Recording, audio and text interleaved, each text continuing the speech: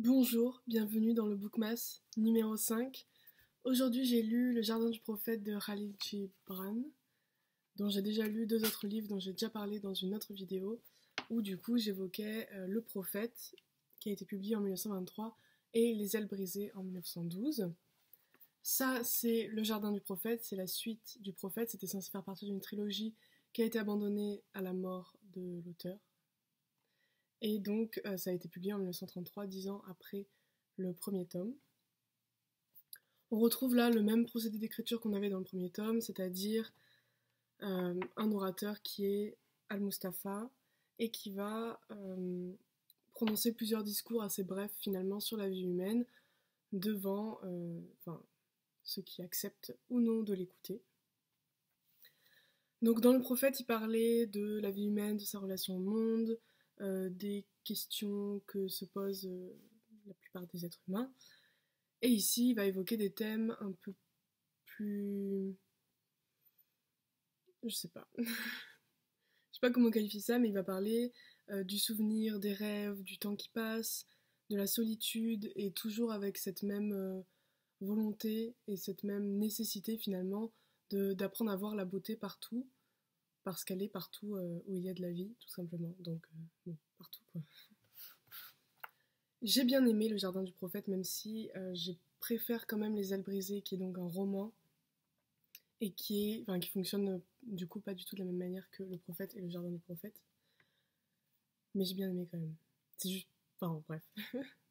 C'est une littérature, comme d'habitude, avec lui, qui est pleine de poésie, de spiritualité, d'amour pour la vie et pour l'humanité. Et je vais encore vous embêter avec des extraits. Au début, en fait, alors, en gros l'histoire. Le récit s'ouvre sur le retour d'Al-Mustafa dans son île natale. Donc il est accueilli il est accueilli d'une certaine manière comme comme l'homme qui détiendrait toute la sagesse du monde, comme quelqu'un qui va venir et qui va pouvoir apaiser leurs doutes, leur expliquer ceci ou cela. Et en fait, quand il est accueilli, on lui demande de leur apprendre des trucs. Ils disent: Maître, apprends-nous toutes choses et peut-être comprendrons-nous, car ton sang coule dans nos veines et notre souffle exhale ton parfum. Et à ça, en fait, il va répondre, je cite: Est-ce pour faire de moi un professeur que vous m'avez fait revenir à mon île natale? Je n'ai pas encore été enchaîné par la sagesse. Je suis trop jeune et trop inexpérimenté pour parler d'autre chose que du moi, où s'exprime à jamais j'arrive pas aujourd'hui. L'appel pressant des profondeurs. Celui qui voudrait posséder la sagesse, qu'il la cherche donc dans le bouton d'or ou dans une pincée d'argile rouge. Pour moi, je reste celui qui chante. Encore et encore, je chanterai la terre et aussi nos rêves perdus, qui hantent le jour entre sommeil et sommeil, et je contemplerai la mer.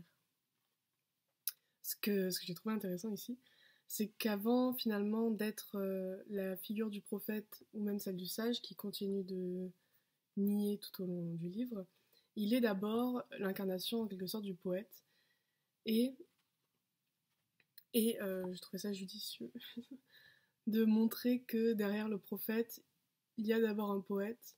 Donc il y a quelqu'un qui sait manier les mots, qui sait voir la beauté du monde, qui sait l'apprécier, mais qui sait aussi la transmettre. Et, euh, et du coup, il est celui qui va précisément être attendu pour dévoiler, en quelque sorte, le sens et la beauté des choses. Et c'est ce qu'ils disent plus loin. Il y en a un qui lui demande: Je t'en prie, réconforte-nous et dévoile-nous le sens de nos tristesses. Ce à quoi ça m'a fait penser, c'est la fameuse citation de Bergson je crois qu'elle est connue, mais j'imagine qu'elle est hyper connue. Le fait que le personnage donc d'Al-Mustafa a une parole vraiment cathartique et salvatrice parce qu'il sait observer et voir le monde différemment. C'est du coup le regard de l'artiste en fait tel que Bergson l'a défini dans ses conférences de Madrid sur l'âme humaine en 1916. Et je vais vous citer la citation pour que vous voyez de quoi je parle. Qu'est-ce que l'artiste? C'est un homme qui voit mieux que les autres, car il regarde la réalité nue et sans voile. Voir avec des yeux de peintre, c'est voir mieux que le commun des mortels. Lorsque nous regardons un objet, d'habitude, nous ne le voyons pas, parce que ce que nous voyons, Ce sont des conventions interposées entre l'objet et nous. Ce que nous voyons, ce sont des signes conventionnels qui nous permettent de reconnaître l'objet et de le distinguer pratiquement d'un autre pour la commodité de la vie. Mais celui qui mettra le feu à toutes ces conventions, celui qui méprisera l'usage pratique et les commodités de la vie et s'efforcera de voir directement la réalité même, sans rien interposer entre elle et lui, celui-là sera un artiste. On a donc une évolution en fait du personnage d'Al-Mustapha qui commence par être la figure de l'artiste et du poète, puis qui va devenir prophète seulement après avoir passé 40 jours et 40 nuits dans le jardin de ses défunts parents. Donc là, on a évidemment une forme de pèlerinage, un parallèle avec la vie de Jésus. Et c'est seulement finalement dès l'ouverture de ce jardin dans lequel il est resté seul qu'il va prendre des disciples et qu'il va pouvoir répondre à leurs questions et leur enseigner sa vision du monde finalement qui est si particulière.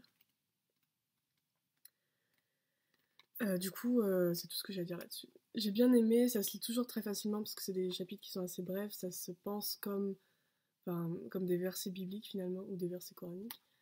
Ça se pense comme des versets en tout cas. Du coup, voilà. Enfin, moi j'adore ce qu'il fait. Et je vais vous lire mon passage préféré pour clore cette vidéo.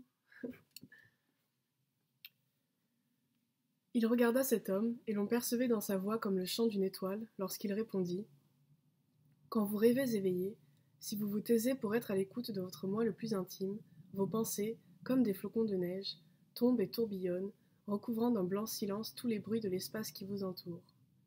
Et que sont ces rêves en éveil, sinon des nuages qui bourgeonnent et fleurissent sur l'arbre du ciel dans vos cœurs ? Vos pensées ne sont-elles pas aussi des pétales de fleurs que les vents de votre cœur répandent sur les champs des collines ? Voilà, c'est tout pour aujourd'hui. Je vous recommande de toute façon de vous intéresser à ce qu'il écrit en général, mais surtout de lire Les Ailes brisées, qui, à mon humble avis, est le meilleur des 3 que j'ai lus. Mais sa trilogie sur le prophète, qui du coup n'a pas été terminée, est aussi très bien si jamais ça vous intéresse. Et sur ce, je vous retrouve demain. J'espère que ça vous a plu. Bisous.